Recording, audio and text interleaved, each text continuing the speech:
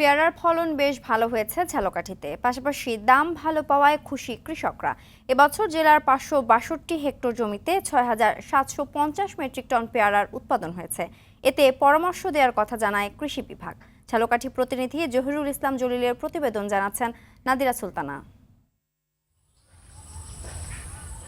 ঝালকাঠিতে প্রায় 200 বছর ধরে পেয়ারার চাষ করা হচ্ছে। সদর উপজেলার কীর্তিপাশা, ভীমরুলি, জগদীশপুর সহ 20টি গ্রামের বিশাল এলাকা জুড়ে রয়েছে দেশের বৃহত্তম পেয়ারা বাগান। জেলার প্রায় 5,000 পরিবারের নারী পুরুষ পেয়ারা চাষে জীবিকা নির্বাহ করেন।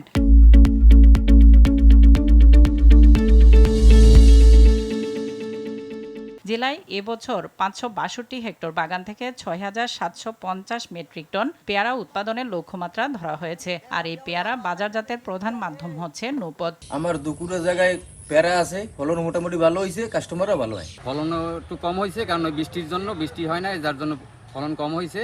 যোগাযোগ ব্যবস্থার উন্নতি হওয়ায় সড়ক পথে ওই পেয়ারা নেওয়া হচ্ছে ঢাকা, চট্টগ্রাম, সিলেট, খুলনা সহ দেশের বিভিন্ন স্থানে। এবছর দাম ভালো পেয়ে খুশি চাষিরা। পেয়ারাটা বাংলাদেশের সব জায়গায় যাইতে আছে, খাইতে খুব সুস্বাদু। আমাদের এলাকার রাস্তাঘাট মোটামুটি ভালো আছে, যার কারণে বিভিন্ন অঞ্চল থেকে বিভিন্ন ক্রেতা আমাদের অঞ্চলে আসে। এদিকে পেয়ারা চাষে কৃষকদের পরামর্শ দেওয়ার কথা জানায় কৃষি বিভাগ। সরজান পদ্ধতি অর্থাৎ কান্দিবের পদ্ধতিতে এই পেয়ারার চাষ হয়ে থাকে। সামান্য পরিমাণে কিছু রাসায়নিক সার যদি প্রয়োগ করা হয়, তখনই কিন্তু পেয়ারার ভালো ফলন পাওয়া যায়।